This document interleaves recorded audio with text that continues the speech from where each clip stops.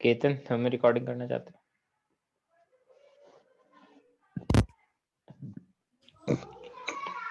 नहीं आ रहा तेरे ऑप्शन तो केतन के। मैं मोबाइल में हूँ, नहीं हो।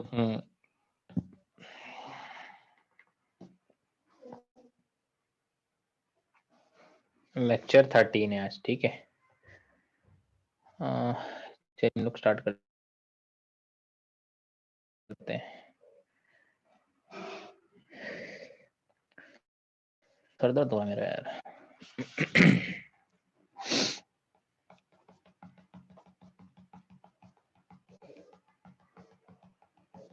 अरे जिन लोगों का पेपर था केमिस्ट्री का पेपर था ना आज, वो स्कूल के अंदर, वो कैसे हुआ, क्या हुआ उसमें बताइए। कुछ लोगों का पेपर भी तो था केमिस्ट्री का। हाँ कैसा हुआ? ठीक ठाक था सर। ठीक ठाक था।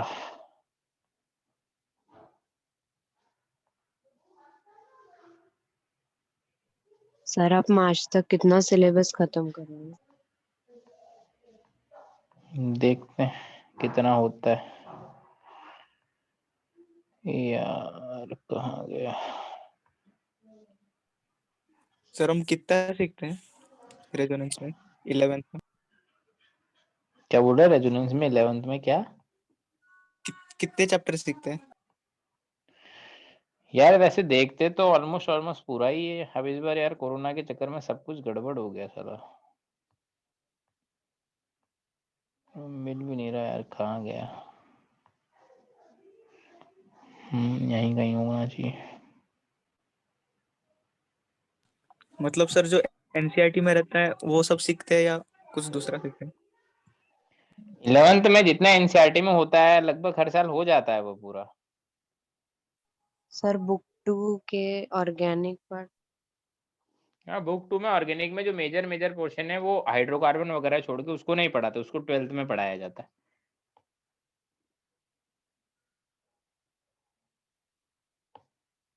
यार ये काम ही नहीं कर रहा, क्या हो गया इसको? कर गया।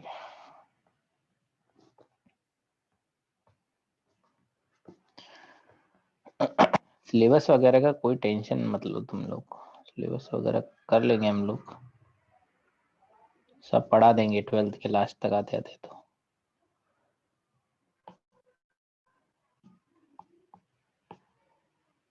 देखो अब हम लोग पढ़ने जा रहे हैं क्या, मॉलिक्यूलर ऑर्बिटल थ्योरी, MOT। अब इसमें देखते जाओ, देखो इसमें लिखा हुआ है। यार ऐसा करता हूँ मैं, पहले इमेजेस ऐड कर लेता हूँ एक दो, है ना, फिर एक साथ ही पढ़ा दूंगा, फिर बार बार दिक्कत आएगी।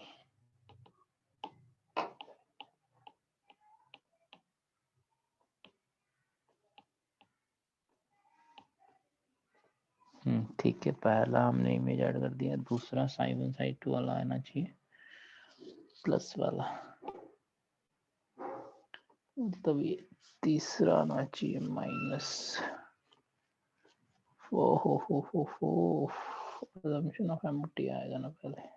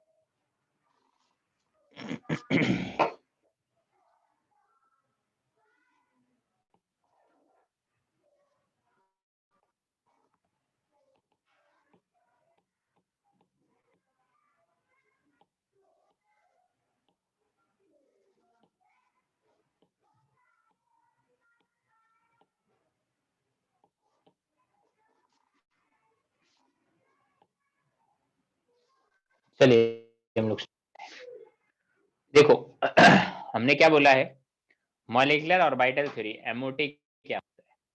देखो इसमें MOT होगा कि MOT के अंदर तुम्हें थोड़ा बहुत दिक्कत लैंग्वेज के अंदर, मतलब जो पॉस्टुलेट्स वगैरह है इनका लैंग्वेज थोड़ा सा हार्ड है ना, तो इनका लैंग्वेज समझने में तुम्हें दिक्कत आ सकती है। बाकी यार ये किसने चेंज कर दिया,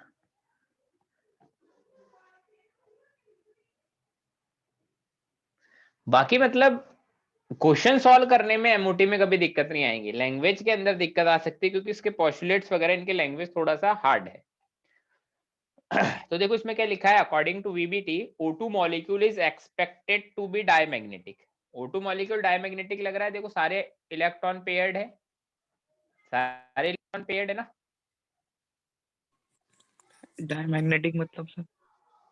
अच्छा हाँ, ये भी नहीं बताया क्या, डायमैग्नेटिक मतलब जिसमें अनपेयर्ड इलेक्ट्रॉन नहीं हो, जिसमें अनपेयर्ड इलेक्ट्रॉन होते हैं उसको बोलते हैं हम लोग पैरामैग्नेटिक, और जिसमें अनपेयर्ड इलेक्ट्रॉन नहीं होते मतलब सभी इलेक्ट्रॉन पेयर्ड हो उनको बोलते हैं डायमैग्नेटिक। यहाँ पर देखो सारे इलेक्ट्रॉन लोन पेयर की फॉर्म में प्रेजेंट है, इसलिए इसको क्या बोलेंगे हम लोग, डायमैग्नेटिक। ठीक है, यस सर। तो हमने बोला है कि O2 molecule according to VBT diamagnetic है क्योंकि सारे के सारे जो इलेक्ट्रॉन है वो पेयर्ड है, no unpaired electron as per VBT, है ना, एज पर वीबीटी इसमें कोई अनपेयर्ड इलेक्ट्रॉन नहीं होता। But the fact is that O2 is paramagnetic, but actual में O2 होता नहीं है डायमैग्नेटिक। हमने जब एक्सपेरिमेंटली चेक किया तब हमें पता चला कि O2 तो मेरा पैरामैग्नेटिक है, O2 मेरा डायमैग्नेटिक है ही नहीं। तो अब ये कैसे पता चला, तो हम बोलते हैं कि paramagnetic behaviour of O2 can be explain by MOT। MOT की हेल्प से, मॉलिक्यूलर ऑर्बिटल थ्योरी की हेल्प से हम लोग ये बता सकते हैं कि O2 इज पैरामैग्नेटिक। और इसके अलावा हम लोग इस चीज को भी एक्सप्लेन कर सकते हैं कि C2 मॉलिक्यूल का फॉर्मेशन क्यों होता है, B2 मॉलिक्यूल का फॉर्मेशन क्यों होता है, मतलब इनमें ऑक्टेट कंप्लीट नहीं है फिर भी ये बन जाते हैं। वीबीटी से तो एक्सप्लेन नहीं होंगे बट मॉलिक्यूलर ऑर्बिटल थ्योरी से हम लोग ये सब चीजें भी बता सकते हैं। ठीक है, अब देखो आगे क्या है ना, क्या अजम्पशन है। जितनी भी थ्योरीज पढ़ी है हमने सबके कुछ ना कुछ अजम्पशन हमने पढ़े हैं, वीबीटी के, वीएससीपीआर थ्योरी के, हाइब्रिडाइजेशन के, उसी तरह से एमओटी के भी कुछ कुछ अजम्पशन है। एमओटी के अजम्पशन थोड़े अजीब है सुनने में, है ना। पहला assumption, appropriate atomic orbitals, atomic orbital को मैं फ्यूचर में एओ बोलूंगा, of combining atom combine through LCAO, linear combination of atomic orbital and form equal number of molecular orbital। इतनी बात समझ आई क्या? इसने बोला क्या कि एटॉमिक ऑर्बिटल के कंबाइन होने का कोई मेथड होता है, पर्टिकुलर मेथड होता है कोई, उस मेथड का नाम है linear combination of atomic orbital. एक linear combination of atomic orbital होता है, उसके थ्रू हमारे एटॉमिक ऑर्बिटल कंबाइन होते हैं और क्या बनाते हैं, मॉलिक्यूलर ऑर्बिटल फॉर्म करते हैं। क्या बनाते हैं, मॉलिक्यूलर ऑर्बिटल। वो मॉलिक्यूलर ऑर्बिटल फॉर्म करते हैं। जैसे हाइब्रिडाइजेशन में क्या होता था, प्योर ऑर्बिटल मिलके हाइब्रिड ऑर्बिटल बनाते थे ना, वैसे इसमें क्या होता है, एटॉमिक ऑर्बिटल मिलके मॉलिक्यूलर ऑर्बिटल बनाते हैं। एटॉमिक ऑर्बिटल लाइक ये 2p है, ये एक एटॉमिक ऑर्बिटल है, 3p है एटॉमिक ऑर्बिटल है, 1s है एटॉमिक ऑर्बिटल है, 2s है एटॉमिक ऑर्बिटल। अब दो एटॉमिक ऑर्बिटल कंबाइन होकर क्या बनाते हैं, मॉलिक्यूलर ऑर्बिटल। इतनी बात समझ आती है? Yes sir. ठीक है, आगे देखो आगे क्या लिखा है, आगे लिखा है after the formation of MO there remains no existence of AO। जैसे ही मॉलिक्यूलर ऑर्बिटल बन जाता है वैसे ही एटॉमिक ऑर्बिटल का कोई एग्जिस्टेंस नहीं बचेगा। मतलब दो एटॉमिक ऑर्बिटल मिले और मॉलिक्यूलर ऑर्बिटल का फॉर्मेशन हो गया, उसके बाद एटॉमिक ऑर्बिटल का कोई एग्जिस्टेंस नहीं है, उनने अपनी आइडेंटिटी लूज कर दी। क्यों? क्योंकि वो तो मॉलिक्यूलर ऑर्बिटल बन। अब देखो सर मॉलिक्यूलर ऑर्बिटल्स के एग्जांपल दीजिए। हाँ देंगे आगे चल के देंगे, अभी रुको, है ना। फिर आगे लिखा है इन MO का मतलब मॉलिक्यूलर ऑर्बिटल, जैसे इस थ्योरी का नाम यही तो है, molecular orbital theory, MOT। MO का मतलब क्या है, molecular orbital. All electrons remains under the influence of all the nuclei, hence MO is called polycentric, however atomic orbital in VBT are called monocentric। ये बात समझ आई? No sir. जैसे मान लो कोई एटॉमिक ऑर्बिटल है, सपोज करो ये 1s है, इसमें यहाँ पर क्या होगा, न्यूक्लियस होगा, इसी को सेंटर बोल रहे हैं, है ना, न्यूक्लियस को बोल रहे हैं सेंटर। अब इस इलेक्ट्रॉन पर किसका अट्रैक्शन लग रहा है, सिर्फ इसके न्यूक्लियस का, बोलो। हाँ सर। ऐसा ही एक और 1s का एटॉमिक ऑर्बिटल है जिसमें न्यूक्लियस है बीच में, इस पर इसके इलेक्ट्रॉन का अट्रैक्शन लग रहा है। ये वाला न्यूक्लियस का इसके इलेक्ट्रॉन को अट्रैक्ट कर पा रहा है, एक का न्यूक्लियस दूसरे के इलेक्ट्रॉन को अट्रैक्ट कर पा रहा है? No sir. अब जब ये दोनों मिलके एक मॉलिक्यूलर ऑर्बिटल बनाएंगे, सपोज करो मॉलिक्यूलर ऑर्बिटल ऐसा बनता है, तो ये दोनों न्यूक्लियस आ गए उसमें और 2 इलेक्ट्रॉन आ गए। अब इस इलेक्ट्रॉन को दोनों न्यूक्लियस का अट्रैक्शन मिलेगा, ऐसे ही इस इलेक्ट्रॉन को भी दोनों न्यूक्लियस का अट्रैक्शन मिलेगा। हाँ सर। अब है ना, वही चीज लिखी, इसको वापस से पढ़ो, वही चीज लिखी है कि in MO all electrons under remain under the influence of all nuclei, सारे न्यूक्लियस के इन्फ्लुएंस में रहते हैं हमारे सारे electron, hence MO called polycentric, मतलब एक से ज्यादा सेंटर इसलिए polycentric. However atomic orbital in VBT are called monocentric. समझ में आई बात? Yes sir. चलिए ठीक है, नेक्स्ट नेक्स्ट थर्ड पॉइंट, इस पे इंपॉर्टेंट मार्क किया है मैंने, when two appropriate atomic orbital of bonding atom do combine through LCAO, वही linear combination of atomic orbital जो पहले बताए थे, कुछ मेथड होता है कंबाइन होने का। When two appropriate atomic orbital of bonding MO, sorry वापस से पढ़ता हूँ, स्टार मार्क किया इस पॉइंट पर, है ना, इस पॉइंट पर मैंने स्टार मार्क किया है, उससे पहले इसको थोड़ा सेट कर देते हैं।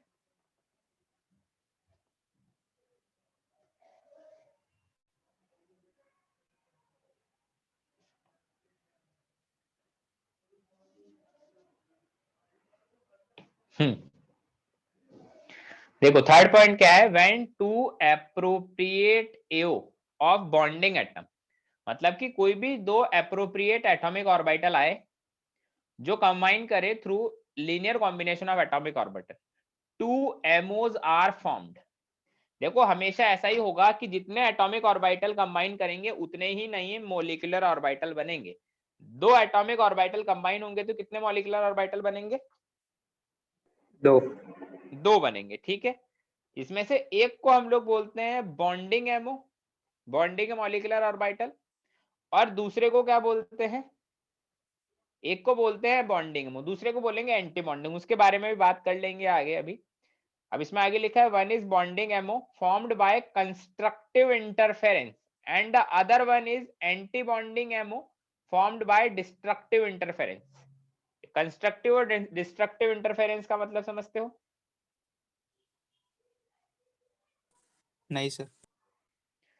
चलो वैसे उसका कोई बहुत ज्यादा हमारे लिए सेंस है भी नहीं, है ना, बस एक बार ये मतलब हो सकता है बोर्ड वगैरह में लिखने के काम आ जाए, पेपर में इतना इसका कोई यूज नहीं है। बस इतना याद रखो कि जब 2 एटॉमिक ऑर्बिटल कंबाइन करेंगे तो 2 नए मॉलिक्यूलर ऑर्बिटल बनेंगे, एक को बोलते हैं हम लोग बॉन्डिंग एमओ, दूसरे को बोलते हैं हम लोग एंटी बॉन्डिंग एमओ, ठीक है। जो बॉन्डिंग एमओ बनता है वो बनता है कंस्ट्रक्टिव इंटरफेरेंस से, और जो एंटी बॉन्डिंग एमओ बनता है वो बनता है डिस्ट्रक्टिव इंटरफेरेंस से, ठीक है। अब देखो आगे क्या लिखा है, ड्यू टू इन फेज, एक साथ ही लिखा है ना, due to in phase combination of wave function of AOs BMO, BMO का मतलब क्या है, bonding molecular orbital, bonding molecular orbital is formed. मतलब इसने क्या बोला है, इन फेज कॉम्बिनेशन होना चाहिए वेव फंक्शन का। मान लो एक एटॉमिक ऑर्बिटल है उसका वेव फंक्शन ऐसा है, दूसरा एटॉमिक ऑर्बिटल है उसका भी वेव फंक्शन ऐसा है, इन दोनों को कंबाइन करेंगे तो देखो ये जुड़ जाएंगे। मान लो इसके वेव फंक्शन का एम्पलीट्यूड ये साई1 है, इसका ये वाला एम्पलीट्यूड साई2 है, तो दोनों जुड़ जाएंगे और ये एम्पलीट्यूड हो जाएगा साई1 प्लस साई2। क्यों? क्योंकि सेम साइन ओवरलैप हो रहे हैं ना, अगर ऊपर वाला साइन प्लस है तो ये भी प्लस है, प्लस प्लस पर ओवरलैप होगा, माइनस माइनस पर ओवरलैप होगा। इसको बोलते हैं हम लोग इन फेज कॉम्बिनेशन, मतलब सेम साइन ओवरलैप हो रहे हैं, मतलब सेम साइन ओवरलैप हो रहे हैं। तो जब भी इन फेज कॉम्बिनेशन होता है तो दोनों का जो साइन होता है वो क्या हो जाता है, ऐड हो सेम जाता होता है, है। और जो साइन बीएमओ का होगा उन दोनों के साइन का सम होगा।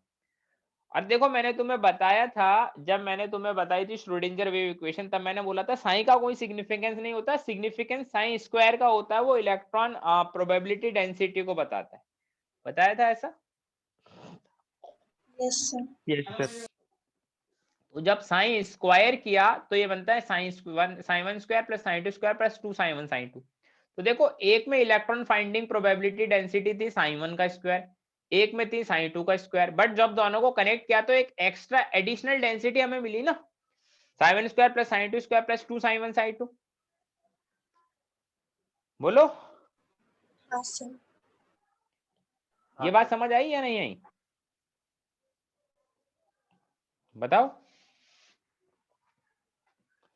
मैं बोल रहा हूं कि एक एटॉमिक ऑर्बिटल की इलेक्ट्रॉन फाइंडिंग प्रोबेबिलिटी डेंसिटी थी साइन वन स्क्वायर, दूसरे की थी साइन टू स्क्वायर। जब दोनों को ऐड किया तो sine one square plus sine to square plus एक एक्स्ट्रा टर्म और आ गई।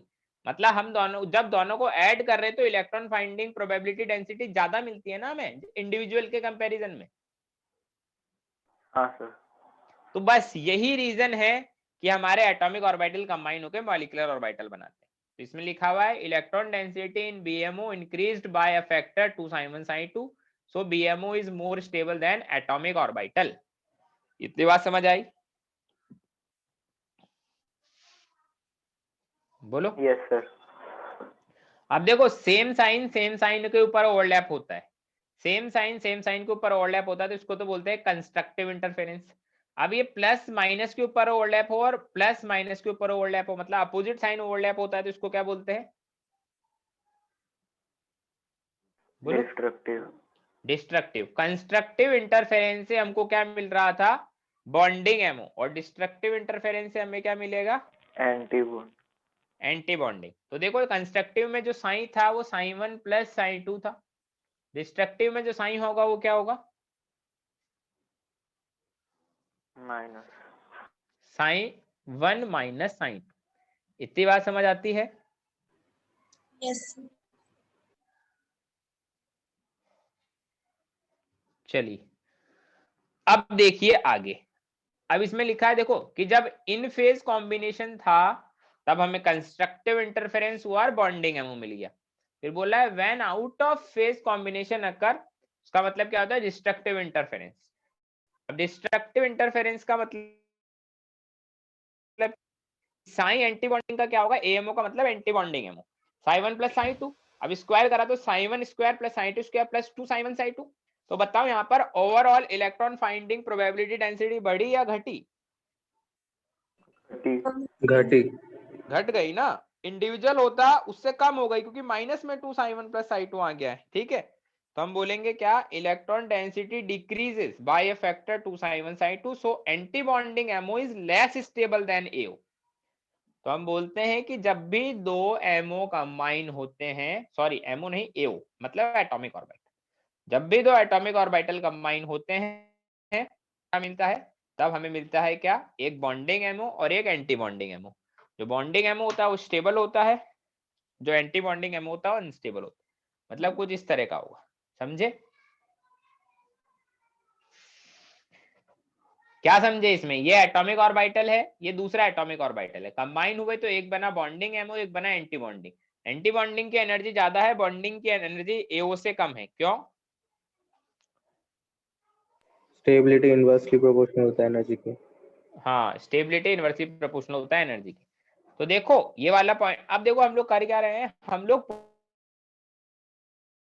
पढ़ा दूसरा पढ़ा, ये थर्ड वाला पॉइंट है ना, ये पूरा इतना बड़ा पॉइंट था, ये पूरा थर्ड पॉइंट था ये, समझे?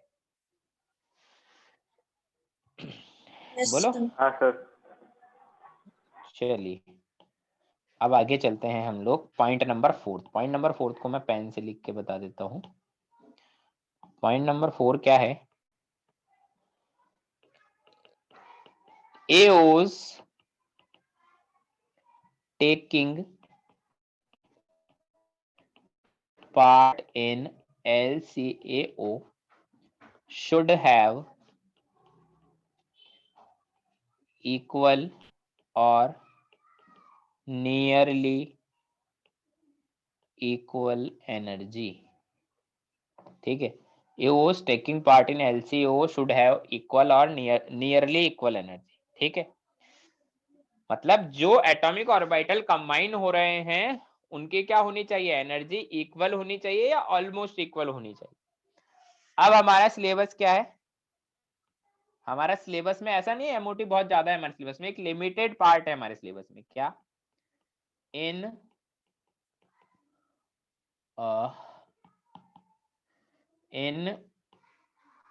Homonuclear diatomic molecules, in homonuclear diatomic molecules O2, N2, F2, etc. only following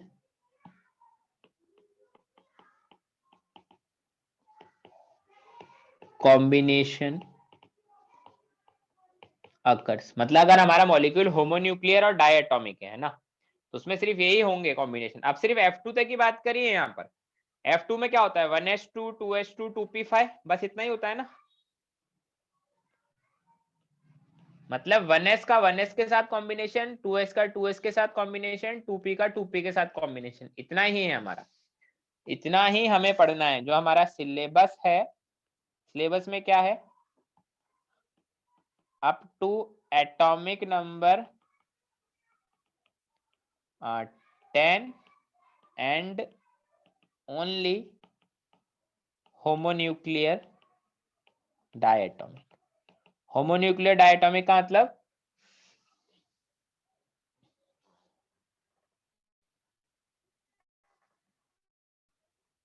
homonuclear diatomic का मतलब क्या होता है, कौन से मॉलिक्यूल होमोन्यूक्लियर डायटोमिक होते हैं, बोलो बोलो बोलो बोलो बोलो, वॉइस नहीं आ रहा क्या मेरा?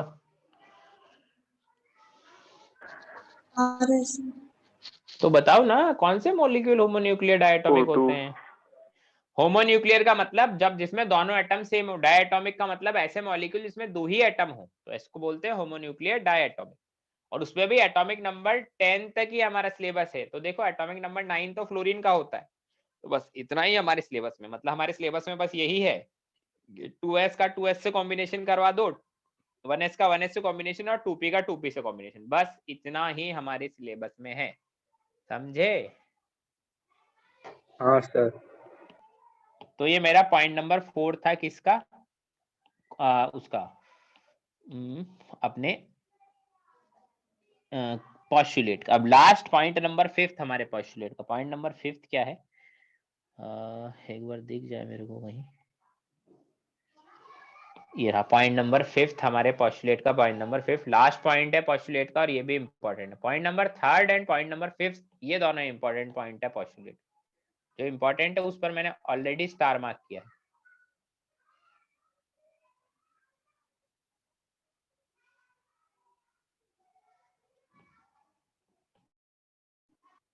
चलिए अब देखो पॉइंट नंबर 5 क्या है। जैसे हम लोग वीबीटी में भी हम लोग सिग्मा और पाई बॉन्ड बनाते थे ना, तो वीबीटी में हम लोग कैसे बोलते थे कि जो हेड ऑन ओवरलैपिंग से बनेगा वो सिग्मा, और जो कोलैटरल ओवरलैपिंग से बनेगा वो पाई। बट एमओटी में थोड़ा सा अलग है। एमओटी में बोलते हैं हम लोग एमओ मतलब मॉलिक्यूलर ऑर्बिटल, है ना। MO are classified as sigma और pi depending upon cylindrical symmetry.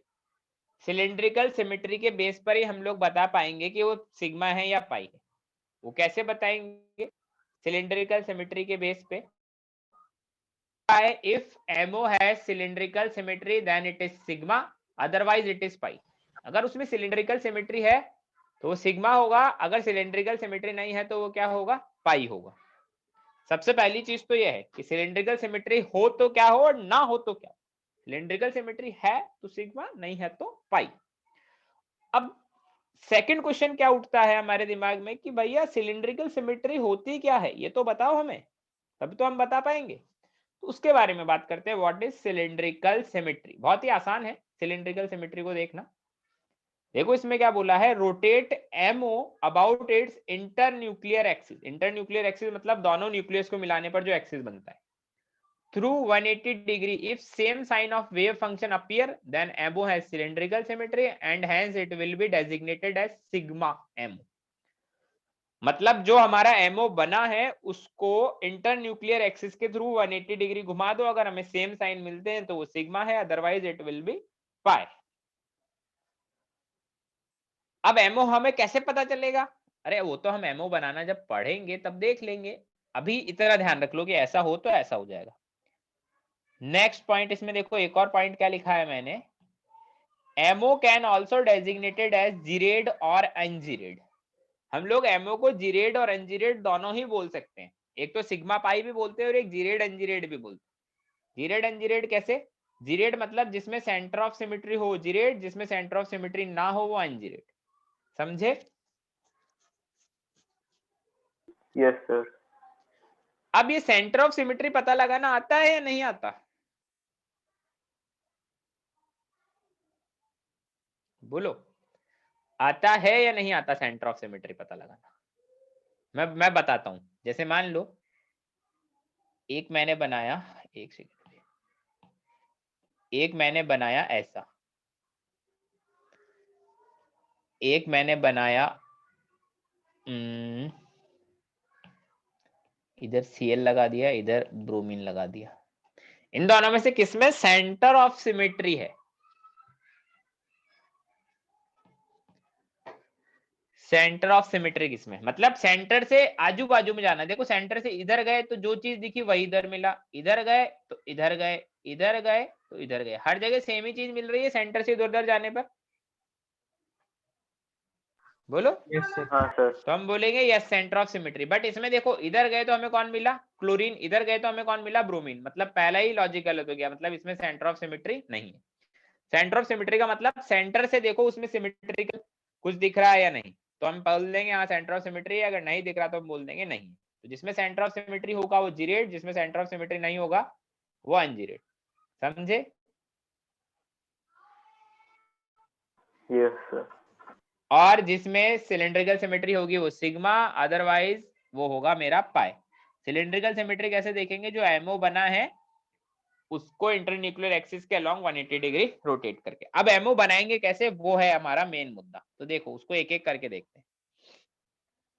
सबसे पहला हम लोग देखते हैं एमओ बनाना। ठीक है,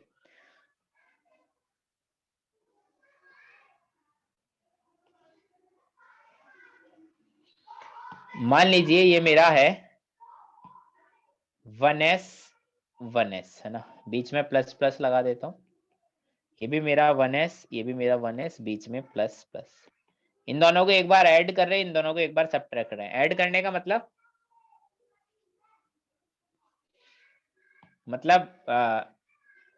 कंस्ट्रक्टिव इंटरफेरेंस, और माइनस करने का मतलब डिस्ट्रक्टिव। अब देखो जब भी ऐड करें तब न्यूक्लियस के बीच में इलेक्ट्रॉन डेंसिटी को फेंकें। ये न्यूक्लियस है दोनों का, इसके बीच में इलेक्ट्रॉन डेंसिटी को डालें, बीच में डालो न्यूक्लियस के बीच में। अगर न्यूक्लियस के बीच में इलेक्ट्रॉन डेंसिटी आएगी तो साइज बीच में से थोड़ा बड़ा हो जाएगा, और साइड से इलेक्ट्रॉन डेंसिटी चली गई है तो साइड से साइज मेरा थोड़ा छोटा हो जाएगा। तो ऐसा एमओ बनेगा पहला बार। ठीक है, और ये बीच में प्लस साइन है ना। अब ये मेरा इंटर न्यूक्लियर एक्सिस है, दोनों न्यूक्लियस को मिलाने वाला। इससे मैं 180 डिग्री पर घुमाऊं तो कुछ चेंज मिलेगा हमें? No sir. तो हम बोलेंगे ये सिग्मा है, सिग्मा 1s, और ये क्या है? Bonding ammo. अच्छा, इसमें सेंटर से आजू बाजू में जब आओ, आजू बाजू में जाओ सेंटर से, इसमें देखो सेंटर ऑफ सिमेट्री है या नहीं? है सर। है, तो ये क्या हो जाएगा? जीरेड। जीरेड बनाने ये बीएमओ बनाने का तो ये तरीका है। अब एएमओ बनाने का क्या मेथड होता है कि जो हमारा न्यूक्लियस है, न्यूक्लियस के बीच में नहीं, न्यूक्लियस से दूर इलेक्ट्रॉन डेंसिटी को डालो। दूर इलेक्ट्रॉन डेंसिटी को डालना होता है। दूर डालेंगे तो ये न्यूक्लियस ये रहा, ये एक न्यूक्लियस ये रहा, पीछे से थोड़ा मोटा हो जाएगा क्योंकि पीछे की साइड हमने इलेक्ट्रॉन डेंसिटी को डाला है। ठीक है, तो ऐसा बनेगा ये। जिसको समझ नहीं आ रहे वो डायरेक्ट याद रख ले, क्योंकि तीन ही केस है, 1s 1s के, 2s 2s के, और 2p 2p के। अब देखो इधर साइन आएगा प्लस। अब यहाँ पे तो क्या था? ये प्लस था, फिर ये प्लस प्लस भी प्लस हो गया, इसलिए मैंने सिर्फ बीच में एक प्लस लगा दिया था। अब इसमें क्या है? ये प्लस था लेफ्ट में, इसलिए इसमें प्लस लगा दिया। अब ये माइनस और ये प्लस मिलके क्या बना देंगे? प्लस माइनस माइनस, तो इसलिए यहाँ पर आ जाएगा माइनस का साइन। तो ऐसे लगाते हैं हमेशा साइन, ठीक है? इतनी बात समझ आती है? यस बोलो। Yes, sir. ये मेरा इंटर न्यूक्लियर एक्सिस है। अब इंटर न्यूक्लियर एक्सिस के अलोंग 180 डिग्री घुमाऊं तो ये सिग्मा बना या पाई? वैसा ही दिख जाएगा। 180 डिग्री घुमा के देखो, यूं घूम के वही आ जाएगा। हाँ इसको बोलेंगे सिग्मा स्टार 1s। देखो हमेशा बॉन्डिंग एमओ को विदाउट स्टार बताते हैं और जो एंटी बॉन्डिंग एमओ है उसको स्टार बना के बताते हैं, ठीक है? और ये जो बीच में ये लाइन है, यहाँ पर कोई इलेक्ट्रॉन है? No sir. तो बोलेंगे हम लोग क्या? नोडल। अच्छा ये बताओ, इसमें सेंटर से मतलब बिल्कुल सेंटर बोले तो ये रहा, इस सेंटर से इधर उधर जाए तो कुछ सिमेट्री दिख रही है या नहीं दिख रही? नहीं। देखो सेंटर से मैं इधर गया तो प्लस साइन, इधर गया तो माइनस साइन, तो अलग अलग चीज आ गई ना। हाँ सर। तो इसको बोलेंगे हम लोग अनजीरेड, समझे? Yes sir. चलिए, अच्छा एक चीज और मैं लिख देता हूं, इन आर एनालिसिस। ये ऐसा एक स्टैंडर्ड है क्योंकि एनसीईआरटी में भी यही लिखा और सभी लोग यही लेते हैं generally. Z axis is taken to be combining axis, है ना?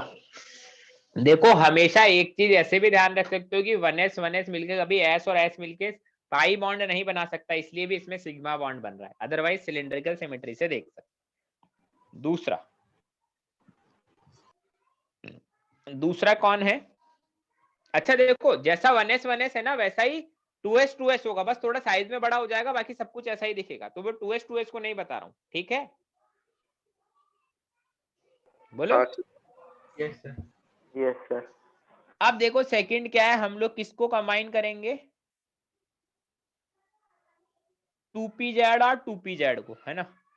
अब देखो कंबाइनिंग एक्सिस क्या है मेरा कंबाइनिंग एक्सिस z एक्सिस है और 2pz को कंबाइन कर रहा हूं। क्या बनेगा? कौन सा बॉन्ड बनना चाहिए?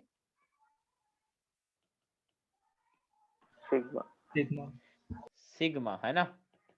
तो वो अभी देख लेते हैं हम लोग। एक बार बीच में प्लस साइन, एक बार बीच में माइनस साइन। अब देखो क्या होगा, जो न्यूक्लियस है ना, हमेशा ध्यान रखो, ये जो न्यूक्लियस है ना, जब प्लस कर रहे हैं कंस्ट्रक्टिव इंटरफेरेंस तो बीच में फेंको इलेक्ट्रॉन डेंसिटी को, बीच में फेंको इलेक्ट्रॉन डेंसिटी को। बीच में फेंकेंगे तो क्या होगा, न्यूक्लियस से बीच में तो क्या होगा, ये मोटा हो जाएगा और साइड से दोनों लोग छोटी छोटी हो जाएगी, ऐसा बनेगा। अब देखो लेफ्ट में साइन, देखो लेफ्ट में साइन क्या है? माइनस। बीच में दोनों साइन क्या है? प्लस। और राइट मोस्ट में साइन क्या है? माइनस, ठीक है? ये मेरी एक्सिस कौन सी है? Internuclear axis. इसके अलोंग घुमाया 180 डिग्री तो कुछ चेंज आया? No sir. तो ये है सिग्मा 2pz और इसको बोलते हैं बीएमओ। और जीरेड है या अनजीरेड?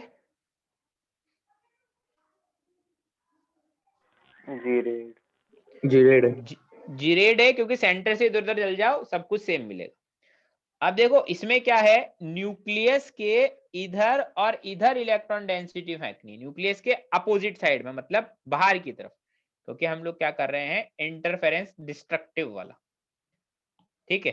तो इसमें क्या होगा कि ये न्यूक्लियस बाहर से हो जाएगा मोटा, ये ऐसा है इधर, ये इधर हो जाएगा ऐसा, ये ऐसा है इधर, ये दोहरे न्यूक्लियस रहे, है ना? बीच बीच वाली लोब पतली हो जाएगी, ठीक है? अब देखो लेफ्ट वाला साइन क्या है? माइनस, ठीक है?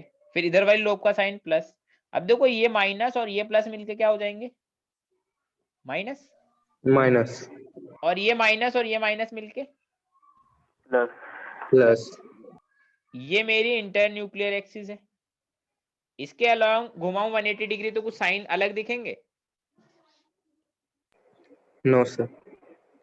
तो इसमें स्टार लगाना पड़ेगा। स्टार क्यों? क्योंकि ये क्या है, एंटी बॉन्डिंग एमओ। अब बताओ मुझे, इसमें सेंटर से आजू बाजू में जाए तो कुछ चेंज दिख रहा है? सब कुछ वही है सेंटर ऑफ सिमेट्री के लिए।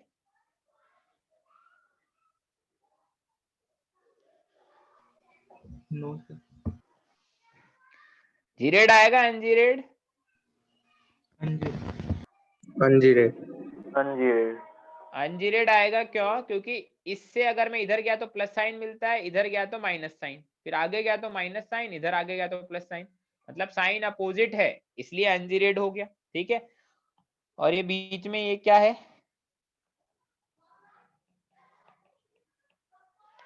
Nodal plane. इतनी बात समझ आती है? Yes sir. हाँ सर।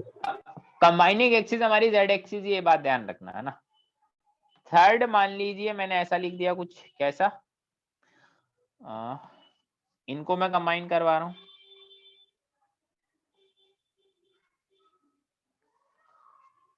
प्लस माइनस, एक बार इनके बीच में प्लस का साइन है। ऐसे ही इस वाले केस में तुम्हें याद रखना पड़ेगा थोड़ा सा, इस वाले केस में थोड़ा सा याद रखना पड़ेगा।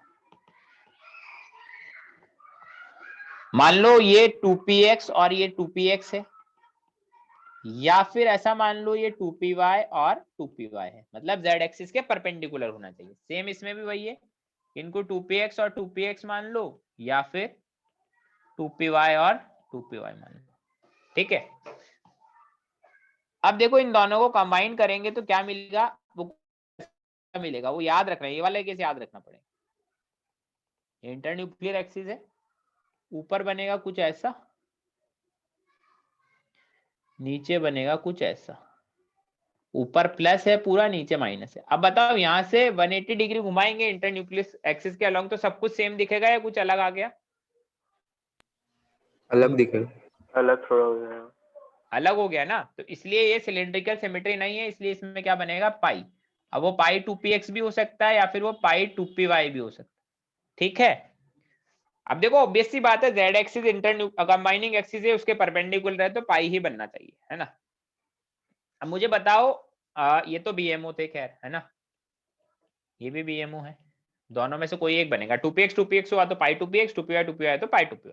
अब मुझे बताओ ये जीरेड है या अनजीरेड, सेंटर ऑफ सिमेट्री है या नहीं? अनजीरेड।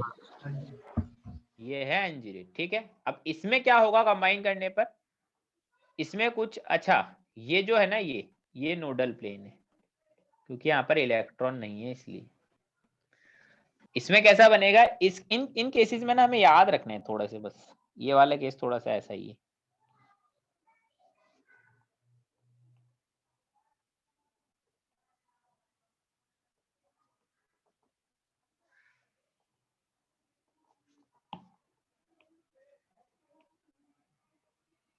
अरे यार क्या है ये,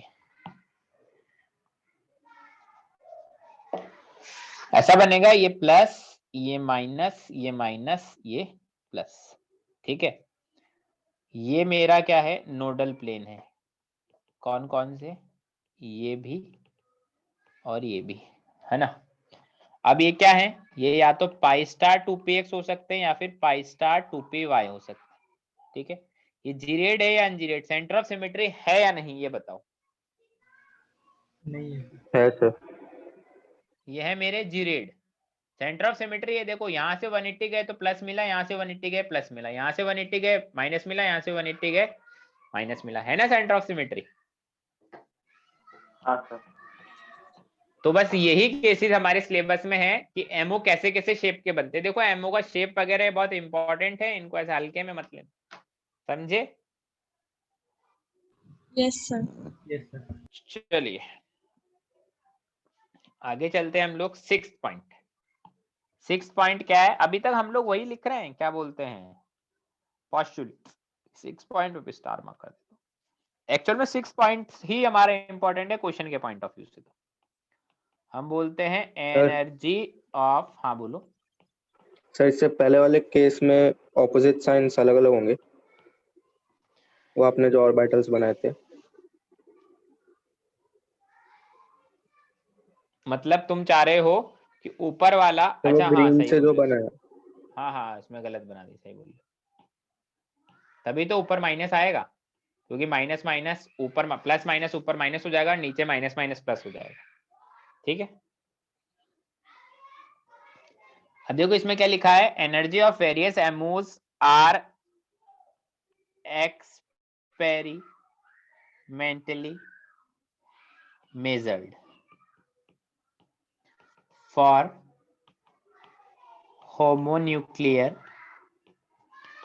diatomic molecules as follow। अब देखो, जैसे हम बोलते हैं ना एटॉमिक ऑर्बिटल का एनर्जी ऑर्डर क्या होता है, हमें पता होता है 1s 2s फिर 2p फिर 3s फिर 3p, ऐसा होता है ना एटॉमिक ऑर्बिटल का एनर्जी ऑर्डर। हाँ सर। ऐसे इन मॉलिक्यूलर ऑर्बिटल का भी एक एनर्जी ऑर्डर होता है, वो हमें याद रखना है और वो एक्सपेरिमेंटली मेजर किया जाता है। जैसे देखो हमने अभी तक क्या पढ़ा है कि 1s और 1s कंबाइन होके दो लोग मिलके बने, सिग्मा 1s और सिग्मा स्टार 1s। ऐसे ही 2s कंबाइन हुए तो सिग्मा 2s और सिग्मा स्टार 2s है। ऐसे ही 2p और 2p कंबाइन हुए तो क्या बन सकते हैं, तो चार पॉसिबिलिटी है। अब 2p में देखो, अगर 2p जेड है तो sigma 2p Z sigma star 2p Z, या फिर क्या बन सकते हैं पाई 2px पाई 2py, sorry pi star 2px या फिर पाई 2py और पाई स्टार 2py। तो इन सब का एक एनर्जी ऑर्डर लिखना है हमें, ठीक है, और वो एनर्जी ऑर्डर हमें याद भी होना चाहिए। तो एनर्जी ऑर्डर क्या है वो बता देता हूं मैं तुम्हें। पहला तो है फॉर एटॉमिक नंबर, जिन एटम को हम कंबाइन कर रहे हैं ना, जिन एटम के कंबाइन होने से मॉलिक्यूल बना है, उसका अगर एटॉमिक नंबर 7 से ज्यादा है तो क्या होगा, इसको हम लोग बोलते हैं क्या, नॉर्मल एनर्जी ऑर्डर। सेकंड वाला है बी हमारा एक कि for atomic number greater than, sorry greater than तो पहले हो गया, लेस देन इक्वल टू 7, इसको बोलते हैं एक्सेप्शनल एनर्जी ऑर्डर। ठीक है, ऊपर वाला तो है ऐसे एटम जो कंबाइन हो रहे हैं जिनका एटॉमिक नंबर 7 से ज्यादा हो तो क्या होगा, नीचे वाला जिनका 7 से कम हो तो क्या होगा। तो देखो ऑर्डर क्या है एनर्जी ऑर्डर, सिग्मा 1s उससे ज्यादा एनर्जी होती है सिग्मा स्टार 1s की, उससे ज्यादा एनर्जी है सिग्मा 2s की, उससे ज्यादा एनर्जी है सिग्मा स्टार 2s की, उससे ज्यादा एनर्जी है सिग्मा 2p जेड की। देखो इसमें एक चीज हमने मानी है कि जेड एक्सिस क्या है हमारी, इंटर एक्सिस या फिर कंबाइनिंग एक्सिस, तो वही मान के मैं ऑर्डर लिख रहा हूं, ठीक है। इससे ज्यादा क्या है, पाई 2px और पाई 2py का एनर्जी बराबर होता है तो उनको एक ही जगह लिख दिया। फिर उससे ज्यादा क्या है, pi star 2px pi star 2py, और उससे ज्यादा क्या है सिग्मा स्टार 2pz। इतना ही हमारे काम का, इतना ही हमें याद रखना, ठीक है, बोलो। Yes sir. इस हाँ वाले सर। में क्या है, जो एक्सेप्शनल एनर्जी ऑर्डर है जिसमें एटॉमिक नंबर लेस देन 7 लगता है वो होता है sigma 1s sigma star 1s sigma 2s sigma star 2s। देखो यहां तक तो सेम ही है ना, फिर चेंज हो जाता है बस क्या, पाई 2px पाई 2py sigma 2pz pi star 2px pi star 2py sigma star 2pz। क्या चेंज हुआ है, चेंज क्या हुआ है, 2pz। ये इंटरचेंज हो गए बस, ये इंटरचेंज हुए, बाकी तो सब कुछ सेम है और कुछ अलग थोड़ी है। Yes sir. तो बस ये हाँ ऑर्डर सर। हमें याद रखना है, समझ गए, दोनों ऑर्डर हमें याद रखने हैं, ठीक है। अच्छा इसमें एक बात और समझ लें, क्या होता है, this exceptional energy order is due to sp मिक्सिंग। एक सेकंड रुकिए।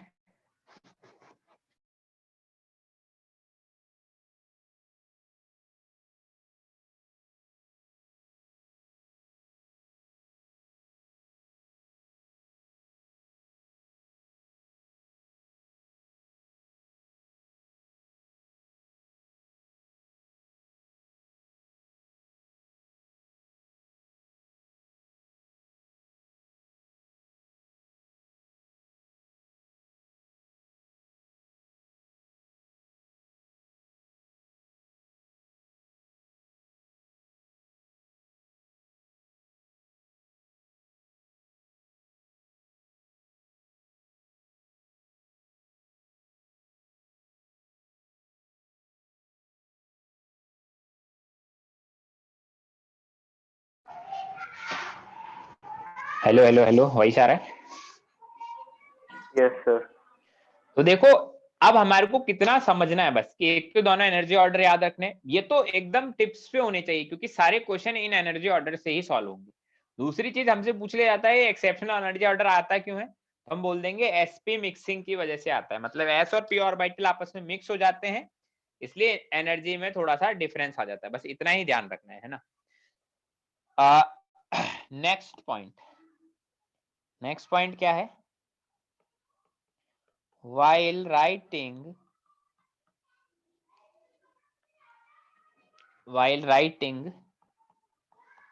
MO configuration,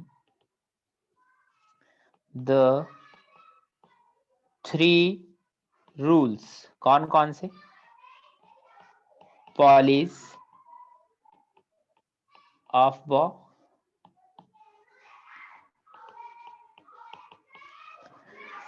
and Horns will be applied। हम बोलते हैं कि जब एमओ कॉन्फ़िगरेशन लिखेंगे तो सारे रूल हमारे एप्लीकेबल होंगे, चाहे पॉली का हो, चाहे हुंड्स का हो, चाहे अब्बो का, ठीक है? बोलो। Yes, sir. Yes, sir. अब सबसे पहले एग्जांपल लेते हैं हम लोग N2 का, है ना। N2 के लिए कौन सा एनर्जी ऑर्डर फॉलो होगा, atomic number less than equal to 7 वाला या ग्रेटर देन 7 वाला? Less than equal to. Less than equal to. Less than equal to 7, क्योंकि नाइट्रोजन एटम का एटॉमिक नंबर होता है 7। अब देखो इसमें टोटल इलेक्ट्रॉन कितने हैं N2 में, 14, नाइट्रोजन में 7 तो N2 में 14, ठीक है। हाँ सर। अब देखो वही है ना, सारे इलेक्ट्रॉन फिल कर दो, दो इलेक्ट्रॉन फिल कर दो, जैसे उसमें होता है वैसे ही सेम इसमें होगा, दो इलेक्ट्रॉन फिल कर दो। कैसे, देखो मैं फिल करके बता दे रहा हूं, 1 2 3 4 5 6 7 8 9 10 11 12, इसमें एक एक करके इलेक्ट्रॉन फिल होंगे। क्यों, क्योंकि ये सेम एनर्जी का है, तो पहले सब में एक एक इलेक्ट्रॉन आएगा, फिर उसके बाद पेयरिंग होगी, सिग्मा 2pz में 2, ठीक है। हो गए 14 इलेक्ट्रॉन टोटल। Yes sir. ठीक है, ऐसे हमें फिल कर देना होता है। अच्छा, इसके बाद हमारे पास एक चीज और होती है जो हम लोग पढ़ते हैं, क्या, बॉन्ड ऑर्डर। जो मॉलिक्यूल बना है उसका बॉन्ड ऑर्डर क्या है, जो मॉलिक्यूल बना है उसका बॉन्ड ऑर्डर क्या है। बॉन्ड ऑर्डर क्या होता है, bond order is NB minus Na/2। Formula है, याद रखें इस फॉर्मूले को, NB minus Na/2। What is NB, what is Na? Number of bonding electrons and number of anti bonding electrons. Yes, NB का मतलब है number of electrons filled in BMO, इसका मतलब है number of electrons filled in AMO, कि भैया anti bonding में कितने इलेक्ट्रॉन है, बॉन्डिंग में कितने इलेक्ट्रॉन है वो। तो अब देखो बॉन्ड ऑर्डर ऑफ N2 क्या होगा, इसके बॉन्डिंग में कितने इलेक्ट्रॉन फिल है। देखो बॉन्डिंग वाले के ऊपर मैं सर्कल बना रहा हूं, देखो ये बॉन्डिंग के हैं, ये सारे ये बॉन्डिंग के, जो विदाउट स्टार वाले हैं बॉन्डिंग के, कितने इलेक्ट्रॉन है बॉन्डिंग में, 10। 10। ठीक है, 10 इलेक्ट्रॉन। और एंटी बॉन्डिंग में 4। तो यहां से आ गया 3। तो तुम्हें तो पता ही होगा नाइट्रोजन में बॉन्ड ऑर्डर 3 तो होता है, नाइट्रोजन में ट्रिपल बॉन्ड होता है। Yes, sir. Yes sir. तो बॉन्ड Yes, ऑर्डर sir. कितना आ गया, 3, मतलब नाइट्रोजन ट्रिपल बॉन्ड नाइट्रोजन। अच्छा देखो, अब एक और तरीका है इसमें, एक दो चीजें और पता लगाने का, एक दो चीजें और मैं बता रहा हूं, क्या है वो। जैसे हमने कैसे फिल किया, हमने फिल किया कैसे, स्टार मार्क करके बताता हूँ, ये टेक्निक है ना, एक जुगाड़ू टेक्निक बोल सकते हैं इसको। जैसे हमने क्या बोला, sigma 1s, sigma star 1s, sigma 2s, sigma star 2s, pi two p x, pi two p y, sigma two p Z.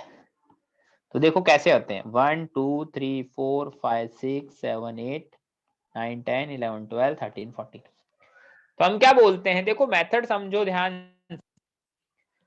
ध्यान से मेथड समझो। इसमें क्या होता है कि हम बोलते हैं कि 1s ने जितना बॉन्ड बनाया, इसके 1s एंटी बॉन्डिंग ने उसके बॉन्ड को क्या कर दिया, कैंसल्ड आउट कर दिया। एक बॉन्डिंग एक एंटी बॉन्डिंग है, तो 1s जितना बॉन्ड बनाता है उसका एंटी बॉन्डिंग उसके बॉन्ड को कैंसल आउट कर देता है। ऐसे ही 2s ने जितना बॉन्ड बनाया, उसके एंटी बॉन्डिंग ने उसके बॉन्ड को कैंसिल आउट कर दिया। अब सिर्फ यही लोग बचे, बस ये है ना। अब देखो हम क्या बोलेंगे इसमें, नाइट्रोजन और नाइट्रोजन में ट्रिपल बॉन्ड है। अब देखो 4 इलेक्ट्रॉन्स तो ये है, 4 इलेक्ट्रॉन की हेल्प से कितने बॉन्ड बने होंगे, 2 बॉन्ड। अब ये 2 बॉन्ड कौन से बने होंगे, सिग्मा वाले पाई वाले, पाई वाले। तो 2 बॉन्ड पाई वाले बने होंगे और एक ये सिग्मा वाला है, इसलिए एक बॉन्ड कौन सा बना होगा, सिग्मा वाला। समझे? Yes, sir. हाँ सर। तो ऐसे कैंसिल आउट कर दो, ऐसे कैंसिल आउट कर सकते हैं, जो बॉन्डिंग होता है वही एंटी बॉन्डिंग को कैंसिल आउट कर देता है। ठीक है, समझ गए? हाँ sir. Yes, sir. और हम लोग बोलते हैं N2 इज डायामैग्नेटिक। क्या N2 का जो एमओ कॉन्फ़िगरेशन हमने फिल किया उसमें कोई अनपेयर्ड इलेक्ट्रॉन दिखा तुम्हें? No sir.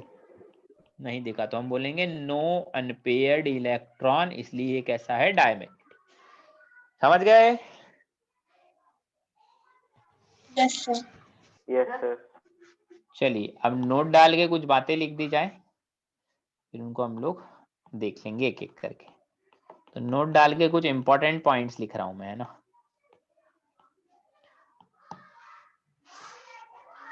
फर्स्ट पॉइंट, ठीक है, फर्स्ट पॉइंट क्या है, greater the bond order, greater the bond order, greater will be the stability। कोई मॉलिक्यूल में बॉन्ड ऑर्डर जितना ज्यादा होगा उसकी स्टेबिलिटी उतनी ही ज्यादा होगी। फिर आगे लिखते हैं हम लोग कॉमा लगा के, zero bond order indicates that species doesn't exist। किसी मॉलिक्यूल का अगर बॉन्ड ऑर्डर 0 आ जाता है तो हम बोलेंगे वो मॉलिक्यूल एग्जिस्ट ही नहीं करेगा। पहला पॉइंट क्लियर है? बोलो। हाँ sir. Second point, if bond order is equal, अगर बॉन्ड ऑर्डर इक्वल आ गया तो स्टेबिलिटी कैसे देखेंगे? हम बोलते हैं if bond order is equal then stability is decided by number of electron in anti-bonding MO। अगर बॉन्ड ऑर्डर इक्वल आ जाता है तो स्टेबिलिटी किससे डिसाइड होगी, एंटी बॉन्डिंग के इलेक्ट्रॉन से। अब बताओ एंटी बॉन्डिंग में ज्यादा इलेक्ट्रॉन होंगे तो स्टेबिलिटी बढ़ेगी या घटेगी, मतलब कॉमन सेंस लगा के बताओ। घटेगी। घटेगी, ऑब्वियसली एंटी बॉन्डिंग हमारे को सपोर्ट नहीं करता, एंटी बॉन्डिंग की तो खुद की स्टेबिलिटी कम होती। तो हम बोलेंगे number of electrons in AMO is inversely proportional to stability. जितने ज्यादा इलेक्ट्रॉन होंगे उतनी कम स्टेबिलिटी आएगी, या जितने कम इलेक्ट्रॉन होंगे उतनी ज्यादा स्टेबिलिटी आएगी। पहले 2 पॉइंट क्लियर है? Yes, sir. ठीक है, क्वेश्चन लिखता हूं। अब कुछ क्वेश्चन लिख रहा हूं, खुद से करो तुम लोग, है ना। Question number 1, determine bond order of the following. किस किस का बॉन्ड ऑर्डर निकालना है, O2 plus 2 plus He2 B2 C2 N2 minus, बहुत इनका निकालो। अच्छा, इनके बॉन्ड ऑर्डर निकालने के लिए तुम्हें ऑर्डर देखना है तो बता दो, ये ऑर्डर देखना है, ये वाला स्क्रीनशॉट ले लो इसका जल्दी से। ले लिया screenshot?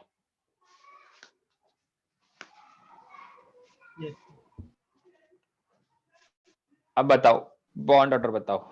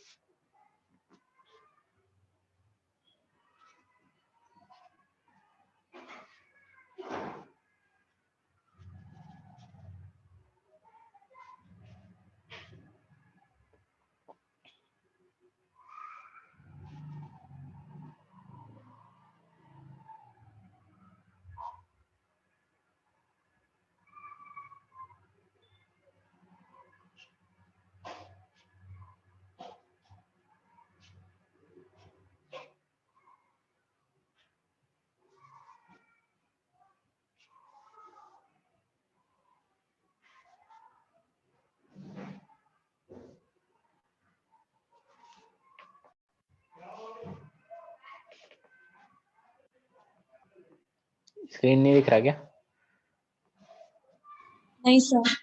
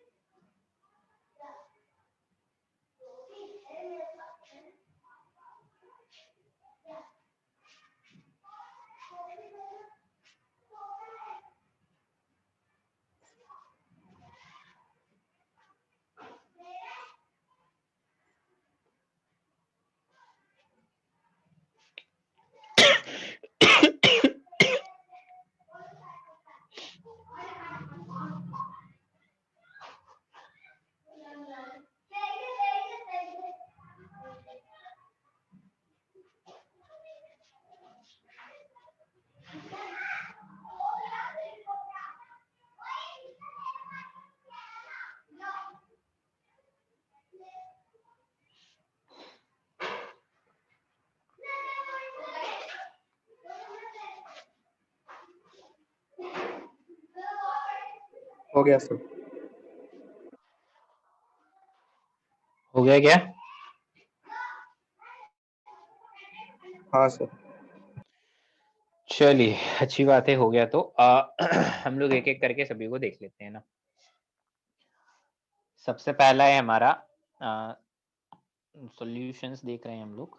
The first one is O2 plus 2 plus sorry, ठीक है। इसमें टोटल इलेक्ट्रॉन्स कितने हैं, सॉरी टोटल इलेक्ट्रॉन्स कितने हैं, टोटल इलेक्ट्रॉन्स कितने हैं बताओ। 14।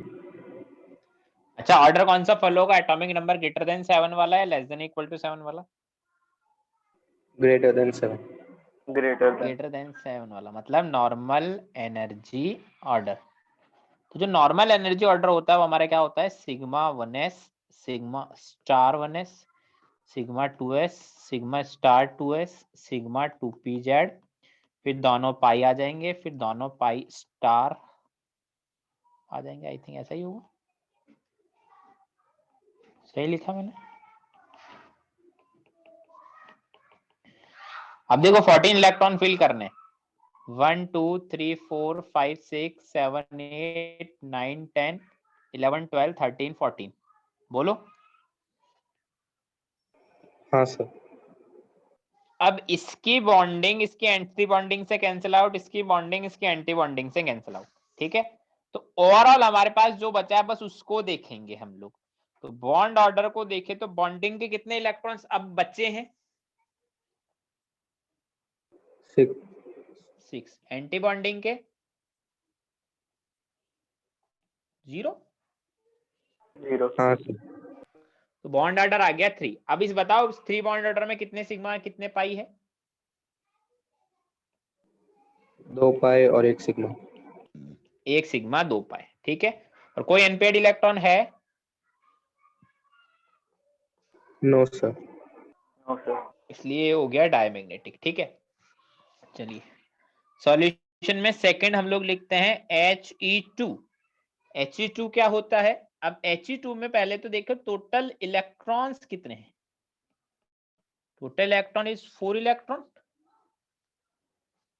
Yes sir. अब 4 इलेक्ट्रॉन यहाँ पर है, ठीक है। टोटल हमारे पास 4 इलेक्ट्रॉन है, तो ये होगा सिग्मा 1s और सिग्मा स्टार 1s। इसमें ही 4 इलेक्ट्रॉन तो फिल हो गए हमारे। हाँ सर। Bond order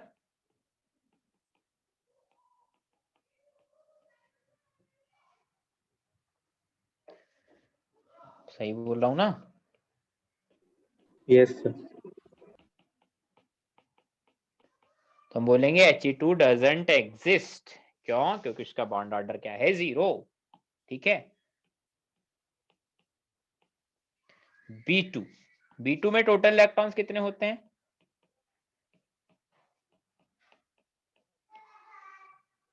10। हाँ सर। ठीक है।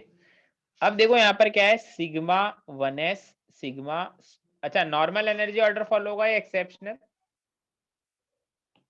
एक्सेप्शनल।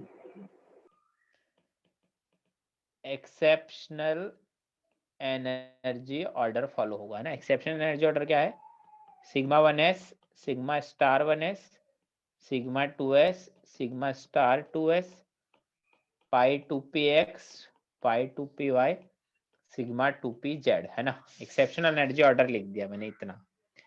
अब देखो 1 2 3 4 5 6 7 8 9 और 10, बस इतना ही है, बताओ। हाँ सर। अब देखो इसकी बॉन्डिंग ने इसकी एंटी बॉन्डिंग ने कैंसिल कर दी इन चारों को। अब यहां पर तुम बॉन्ड ऑर्डर बताओ कितना आएगा।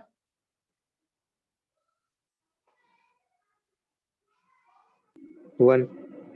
1 2 माइनस 0 1, एक बॉन्ड बनेगा, वो बॉन्ड सिग्मा होगा या पाई होगा? Pi bond. तो देखो यही डिफरेंस है एमओटी और वीबीटी में। एमओटी बोलता, वीबीटी बोलता है कि पहले तो सिग्मा बॉन्ड बनता है फिर पाई, नहीं, बट एमओटी के कॉन्सेप्ट अलग है। तो कभी भी हमसे क्वेश्चन पूछा जाएगा 4 ऑप्शन में, तो पहले लिख के देगा कि अकॉर्डिंग टू वीबीटी पूछ रहा है कि अकॉर्डिंग टू एमओटी पूछ रहा है, तो उसके अकॉर्डिंग हमें आंसर करना पड़ेगा। अच्छा बताओ B2 मॉलिक्यूल पैरामैग्नेटिक है या डायामैग्नेटिक? पैरामैग्नेटिक, क्यों? Unpaired electron. क्योंकि इसमें क्या है, 2 अनपेयर्ड इलेक्ट्रॉन है। ठीक है, चलिए फोर्थ वाला क्या है हमारा, C2। C2 क्या होगा, C2 में टोटल इलेक्ट्रॉन्स कितने हैं? 8। 12। हाँ सर, 12।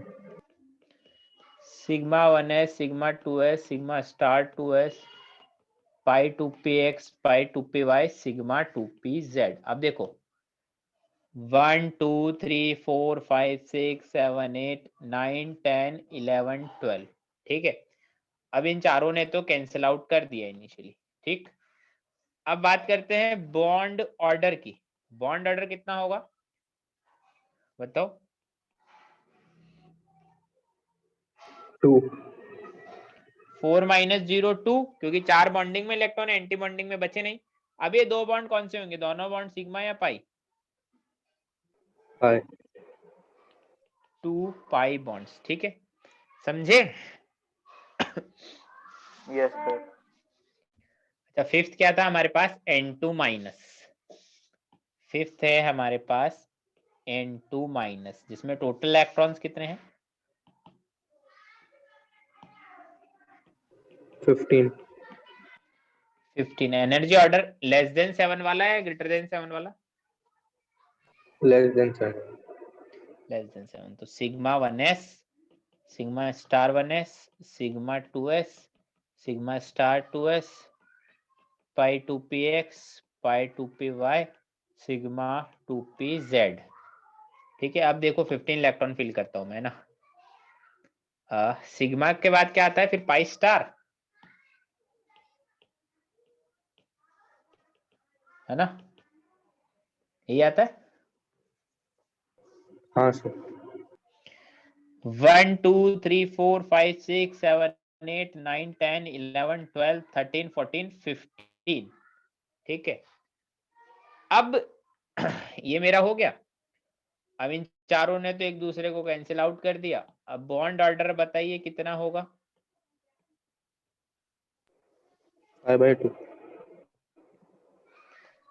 6 - 1/2, 2.5। बोलो। हाँ सर।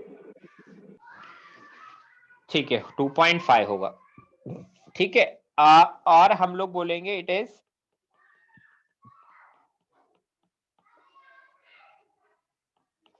पैरामैग्नेटिक। ठीक है, अब देखो यहाँ पर एक कॉन्सेप्ट बता देता हूं मैं ना, यहाँ पर ही बता देता हूँ। इसको हम लोग बोलते हैं क्या, इसको हर जगह काम आएगा, ये किसी के लिए भी लिख सकते हैं। इसको हम लोग बोलते हैं होमो, और इसको हम लोग बोलते हैं क्या, लूमो, है ना। होमो और लूमो नाम होता है। व्हाट इज होमो? होमो का मतलब क्या होता है, होमो का मतलब होता है highest occupied molecular orbital, and LUMO is lowest unoccupied molecular orbital। मतलब जो हम लोग एनर्जी ऑर्डर लिख रहे हैं उसमें तुम देख लो सबसे ज्यादा एनर्जी का फील्ड ऑर्बिटल कौन सा है, जिसमें इलेक्ट्रॉन फील्ड है, मतलब ऑक्यूपाइड है। तो सबसे ज्यादा एनर्जी का वही है, पाई 2px, पाई 2py। यस बोलो। और सबसे कम एनर्जी का अनफिल्ड देख लो, जो खाली है। तो सिग्मा 2pz सबसे कम एनर्जी का खाली, इसके आगे आने वाले सारे खाली होंगे बट उनकी एनर्जी इससे ज्यादा होगी, इसलिए इसको लूमो बोलो। समझे? बोलो। Yes sir. चलिए एक और क्वेश्चन करिए, क्वेश्चन दे रहा हूं मैं। कंपेयर द स्टेबिलिटी ऑफ क्या, H2+ एंड H2-। बताना दोनों में से किसकी स्टेबिलिटी ज्यादा है और क्यों।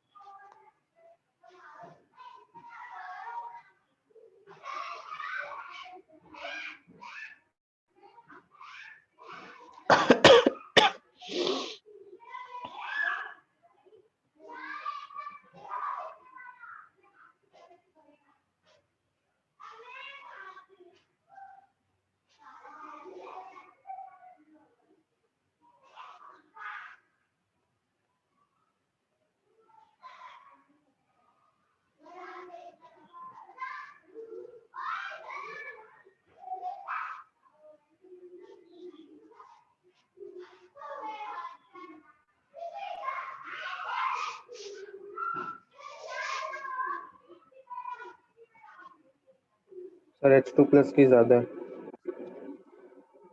H2 प्लस की ज्यादा है क्या?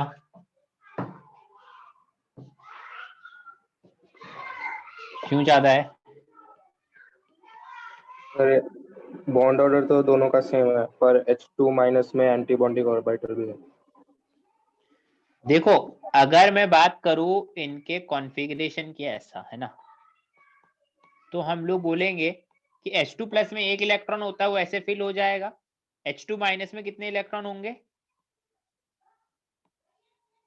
3। H2 प्लस में होगा एक इलेक्ट्रॉन, H2 माइनस में होगा 3 इलेक्ट्रॉन, क्योंकि H2 में 2 इलेक्ट्रॉन होते हैं। अब यहां से देखो, अगर मेरा बॉन्ड ऑर्डर की बात करें तो बॉन्ड ऑर्डर यहाँ पर आएगा 1 माइनस 0/2 मतलब हाफ। यहां से अगर बॉन्ड ऑर्डर की बात करें तो आएगा 3 माइनस 1/2 मतलब अगेन हाफ। सॉरी गलत लिख दिया, क्या आएगा? 2 माइनस 1/2, समझे? Yes sir. अब दोनों में बॉन्ड ऑर्डर सेम है, बट हम लोग क्या बोलेंगे, जो H2 प्लस है वो ज्यादा स्टेबल है H2 माइनस के कंपैरिजन में। क्यों? Less electron. क्योंकि उस, अरे नहीं, अभी तो बताया मैंने, क्योंकि H2 माइनस में एंटी बॉन्डिंग में एक इलेक्ट्रॉन आ गया है। एंटी बॉन्डिंग में इलेक्ट्रॉन बढ़ेगा तो स्टेबिलिटी कम हो जाएगी, समझे? हाँ सर। अगर मैं बात करूं बॉन्ड एनर्जी की, अब देखो दोनों का बॉन्ड ऑर्डर सेम है। दोनों का बॉन्ड ऑर्डर सेम है, कौन से बॉन्ड को ब्रेक करने में ज्यादा एनर्जी देना पड़ेगा? कौन से बॉन्ड को ब्रेक करने में ज्यादा एनर्जी देना पड़ेगा, बताओ? H2 प्लस के बॉन्ड को ब्रेक करने में ज्यादा एनर्जी देना पड़ेगा, क्योंकि वो ज्यादा स्टेबल है, समझे?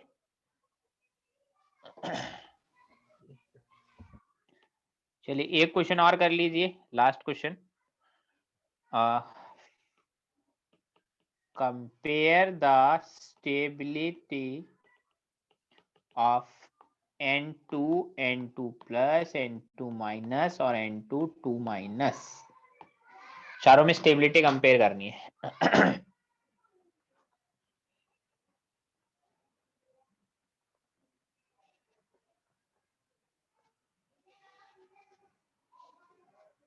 मैंने कहां तक डिस्कशन कर लिया है, बताइए?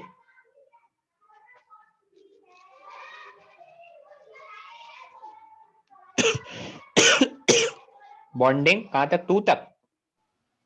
Yes sir.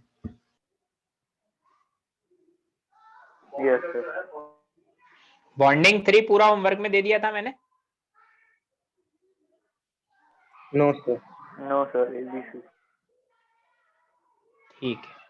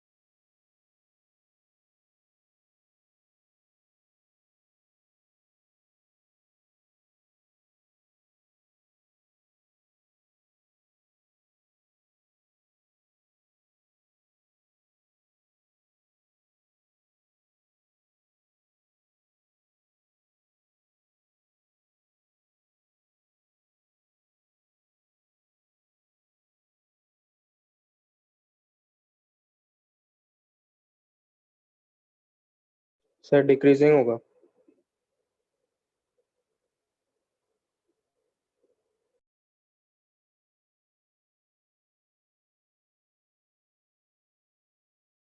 क्या होगा? डिक्रीजिंग होगा। डिक्रीजिंग होगा, ठीक है। देखो बड़ा ही सिंपल सा सवाल था हमारा। अगर इनमें इलेक्ट्रॉन्स देखे जाएं तो इलेक्ट्रॉन्स देखो, इसमें 14 होंगे, इसमें 13 होंगे, इसमें 15 होंगे और इसमें 16 होंगे, ठीक है। अब हमारा एनर्जी ऑर्डर देखो कैसे फिल करना है, मैं एक ही में करके बता दूंगा सबको, है ना, सबको एक ही में करके बता दूंगा, तो थोड़ा सा दिमाग हमारे को खुला रखना है। Sigma 1s, sigma star 1s, sigma 2s, sigma star 2s, पाई 2px, पाई 2py, sigma 2pz, pi star 2px 2py, ऐसा। अब देखो 1 2 3 4 5 6 7 8 9 10 11 12, यहाँ तक तो 12 इलेक्ट्रॉन फिल होंगे, वो तो सभी में ही होंगे क्योंकि सब में 12 इलेक्ट्रॉन तो एटलीस्ट है ही। बोलो। Yes sir. yes sir, और देखो ये चारों एक दूसरे को कैंसिल आउट कर ही देंगे, है ना, इनका तो सोचना नहीं है। अब बात करते हैं बॉन्ड ऑर्डर की। बॉन्ड ऑर्डर की बात करें किसके बारे में, सबसे पहले तो N2 प्लस से स्टार्ट करते हैं। N2 plus, N2, N2 minus और N2 2 माइनस, ठीक है। अब देखो N2 प्लस में इलेक्ट्रॉन है 13, तो बॉन्डिंग में कितने होंगे?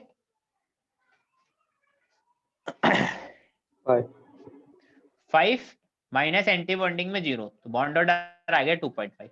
ऐसे N2 में बॉन्डिंग में 6 हो गए क्योंकि एक इलेक्ट्रॉन एक्स्ट्रा आ गया ना, तो बॉन्ड ऑर्डर 3 आ गया। अब इसमें बॉन्डिंग में तो 6 ही इलेक्ट्रॉन है N2 माइनस में, बट एंटी बॉन्डिंग में क्या आ गया है? एक। ये बात समझ आ रही है या नहीं आ रही? हाँ सर। yes sir, हाँ सर। ठीक है। अब देखो स्टेबिलिटी देखनी है तो सबसे ज्यादा स्टेबल तो N2 है और सबसे कम स्टेबल N2 2 माइनस। अब बचा ये दोनों, क्योंकि इसमें बॉन्ड ऑर्डर सेम है, इसलिए बॉन्ड ऑर्डर देखें तो दोनों में सेम है, बट N2 माइनस में एक इलेक्ट्रॉन नजर आ रहा है एंटी बॉन्डिंग में एक्स्ट्रा, 6 माइनस 1 हो रहा है वहां पर, और N2 प्लस में 5 माइनस 0 हो रहा है। Yes sir. तो N2 plus is more stable than N2 minus, समझे? Yes sir. तो ये है मेरा इनका स्टेबिलिटी ऑर्डर। क्लियर है सभी को? Yes sir. Yes sir. Homework में देखो क्या क्या कर सकते हो तुम लोग। केमिकल बॉन्डिंग 3 कंप्लीट कर सकते हो, और केमिकल बॉन्डिंग 4 से एक्सरसाइज 1 के अंदर दोनों पार्ट में ना, बोथ पार्ट की बात करें तो सेक्शन ए बी कर सकते हो दोनों पार्ट, ठीक है। एमओटी मेरा आज मैंने एक ही बारी में पूरा एमओटी खत्म कर दिया है, ठीक है। बोलो। Yes sir. चलिए ठीक है फिर। bye sir. Bye sir. Bye okay sir. Okay.